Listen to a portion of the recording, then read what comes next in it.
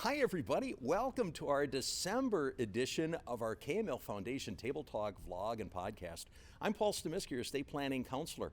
First of all, Merry Christmas. What a blessing we've had here in 2023, and we're wrapping up our Table Talk vlogs with a special guest and topic today. I think you're going to appreciate it because we're talking about what is the value of a financial advisor.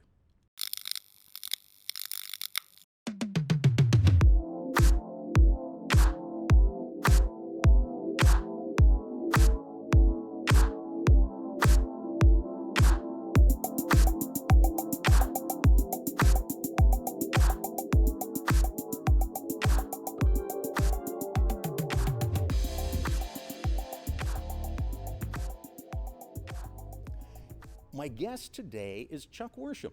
Chuck is a certified financial planner. He's also a KML alumni, and he served on our KML Foundation board. So he certainly understands the ministry here at KML. But today he's going to be talking specifically about the role of a financial planner. So Chuck, thanks for joining me today. Happy to be here, Paul. Thanks. My first question, Chuck, there are a lot of people out there that I believe think they can do this on their own. They can manage their own finances. They can handle their investments, and I'm sure there's some that can. But I think there are a lot that would benefit from some professional advice. How do you respond to that?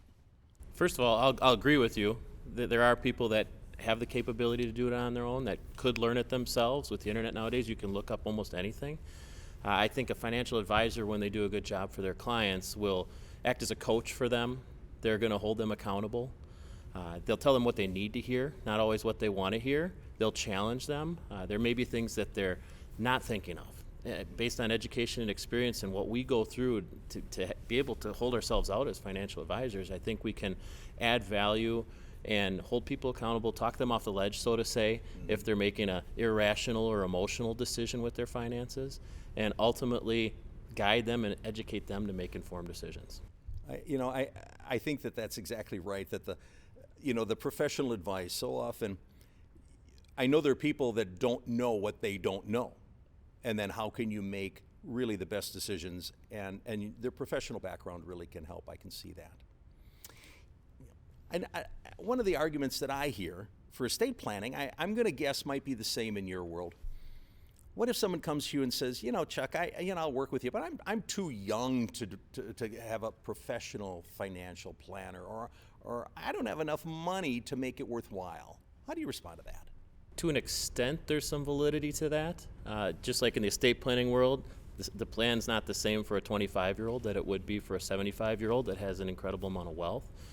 But I'd say for that young person, certainly not on the radar for an established professional financial advisor that's been around for 20 or 30 years. You might not meet their minimum client expectations or things like that. But there are guys that are just starting in my career. I was one of them 20 years ago, where they're willing to meet with you if you have a bank account and you have a pulse. And they're going to try to build a relationship with you and might not make a ton of revenue off you in those early stages, but building that relationship, working with them over the years as your needs change and build that trusting relationship, then they're going to come back to you and you'll help them. And even at 22, right out of college, there's things they can help with. There's things that a person ought to be doing that a financial planner can give them guidance, and it can be worth both their whiles in the long run. That word trust, I think, is so valuable, because when you're starting to talk about people's money, their wealth, they can be pretty guarded with that. I'm not sure that they're just going to trust anybody. And so building that relationship, I think, is really a good idea. Now, Chuck, let's imagine someone says, yeah, I understand. You've convinced me I should start with a financial planner here and really build that relationship. But what are the steps that you would have if I were to first sit down and meet with someone like you? When I meet with people, it's a mutual interview. It's seeing if it's a fit both ways. But the steps you go through, the first step is essentially a process of identifying your goals, personally, professionally, financially, what's important to you, gathering facts and figures, data, income, assets, liabilities, existing plans in place, existing insurance, and then taking all that data back. The team will put together the financial plan that we as an advisor then will present to the client. I always say that's not it's not a take it or leave it plan. It's a lot of times a working plan that you go through with the client and you'll update it over time. But we use that plan to connect the dots. where you're at, where you want to go, and ultimately try to make recommendations that are aligned with that plan, that fit your situation. And I think the most important part of an advisor is after you get through that process, you make the recommendations, it's holding the clients accountable. Not holding their feet to the fire, not forcing them to do anything, but I'll repeat myself, educating them to make informed decisions and making sure they understand and can make a well thought out decision to make progress towards what they're looking to accomplish. And then the key part after that is you can't accomplish everything in the first sitting. So next year you review again and things change and you update the plan and you monitor the plan and you adjust the plans accordingly. So if I understand what you're saying, people maybe think of, well, a financial planner is going to help me manage my money. But there's so much more involved with that. The services you provide are more than just, I'm going to invest your money. Certainly. There's certain aspects of our business that you do directly get paid for. But a good financial planner is doing many things that are ancillary to that. They're not getting directly paid for, but that's what eventually results in making someone a client. Things like helping with cash flow management and just going through a budget. I go through that with clients who are 22 and I go through that with clients who are 65.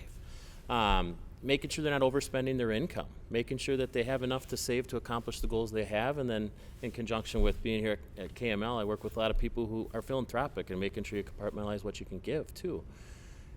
Beyond that part of it, it's helping them navigate their group benefits. We always want to start there. There's things you have through your employer that are better than what you could even do individually with a financial planner. So making sure you take advantage of what you have through work, whether it's retirement plans, whether it's insurances, whether it's employee stock purchase plans or stock options.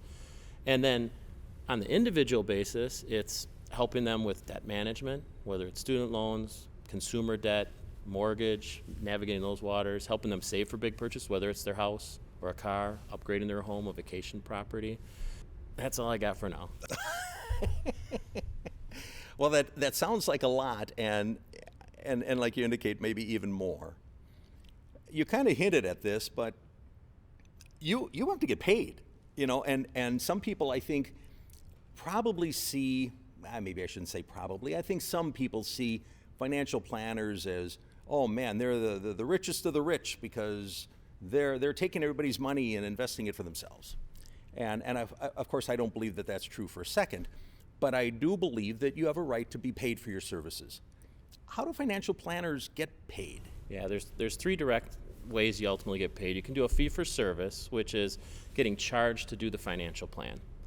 And that's different and can be a lot of money, can be smaller amounts of money depending on the magnitude of your plan. Second way you get paid is if you make recommendations and sell products. Some of the products have a commission tied to them, so you can be paid a commission for the products that you sell. And the third way, and this is the one that's the most common in the industry, is you'll get paid a fee based on the assets that you're managing for that client. I think that's very fair. It sounds like this is kind of an industry standard, so it's not just this group really does this one thing. It sounds like it's kind of a typical thing for most financial planners. And so, is this something that you might want to say, I'm going to go shopping for the best deal for a financial planner? That doesn't seem like a very smart way to go about it. Probably not. I mean, sometimes it's the old adage, you get what you pay for. If you go the cheap route, you might get cheap route, but that's not always true either. I mean, there's some people that provide a significant amount of service, a significant amount of value at a lower cost, and then there's some places where it's a high cost and they might not be providing everything. So you have to be pretty wise and look into it and make sure you're comfortable with whatever platform you're jumping into. And from what I'm hearing, as we go back to what we had said at the beginning, work with somebody you trust. Yeah, I mean, that makes sense. And that doesn't come just because of how much is charged. It's because of the services that are provided and the relationship that you have. I'm guessing, based on some of the people I've talked to, that a lot of people don't meet with a financial planner until they're maybe approaching retirement. They feel like, I've been okay, but now I really want to think about how I'm going to handle my retirement years. And I'm sure you deal with retirement planning, but what else do you do besides retirement planning? Retirement's usually the most common buzz one, whether it's the accumulation phase, saving for it, or the distribution phase where you're living through it and making sure you don't outlive your money. During the working career of the clients, some of the things I mentioned before, whether it's debt management, whether it's making sure you have proper risk management, investment management, making sure you're not taking too much risk. I would say risk is not a bad thing. Too much risk is a bad thing, especially in too short period of time. Making sure you're allocated correctly based on your time horizon, your risk tolerance in general, your investment experience, which you develop over time. And ultimately, I mean, education for kids is important to some people, so we'll address that even before the retirement because that comes first.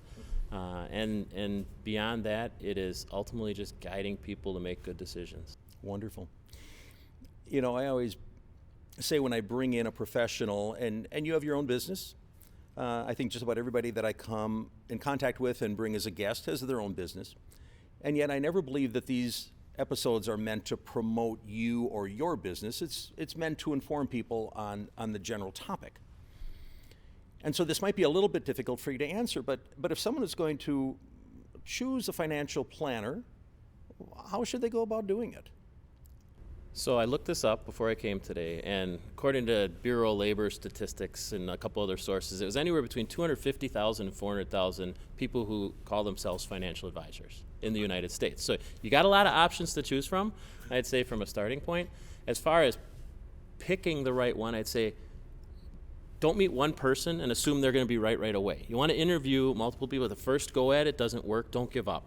I always hate it when I meet with someone and they met with someone 10 years ago, had a bad experience, and then they gave up for 10 years and missed 10 years of planning opportunities. So I'd say don't give up, interview multiple people, find someone that you're comfortable with, that you enjoy spending time with. Don't dread those meetings, right? Go in and they're trying to help you if it's the right person. And then ultimately, it goes back to the trust word. Finding someone that you trust, find someone that you align with your values and thought process and that you're compatible with, and go with it. I want to add one more thing, Paul.